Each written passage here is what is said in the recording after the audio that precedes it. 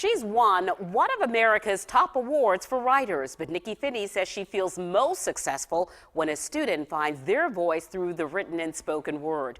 March is Women's History Month, so I caught up with Nikky Finney on the campus of Ashley Hall, an all-girls school here in Charleston. All night the palmetto sky was seized with the aura and alchemy of the remarkable.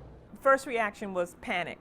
Finally, this Poet Nikky Finney describes the ebb and flow of her emotions. Second reaction was a deep breath and a realization that I was a part of something that I wanted to be a part of. After being asked to write a poem about the Confederate flag being lowered from the pole in front of the South Carolina State House. Third reaction was, I've been writing this poem all my life.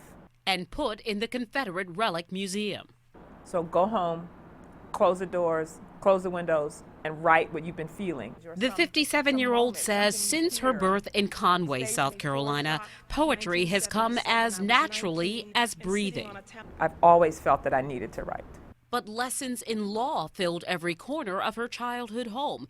You see, her father is Ernest A. Finney, the first African-American to sit on the South Carolina Supreme Court since Reconstruction. Did anyone say, this is great, and you can maybe do this when you haven't done your real job? Did you talk to them before I came for this interview?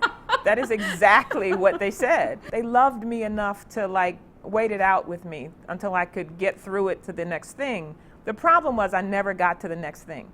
The National Book Club awarded her top honors in 2011 for her poem that celebrates a sentiment often said by Southerners, heads off and split. She teaches creative writing, Southern literature, and African American studies at the University of South Carolina.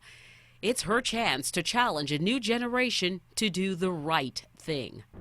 In South Carolina, we have this thing about manners and secrets, and sometimes we don't say the tough thing. And I want to raise young people who can have that and can also say the tough thing in the same kind of breath. And if that's the South Carolina I came back to, and I start off with one young person or 10 young people, and we get to 50 and 100, we're doing really good. I'm a poet. My job is to remind us of what it means to be a human being.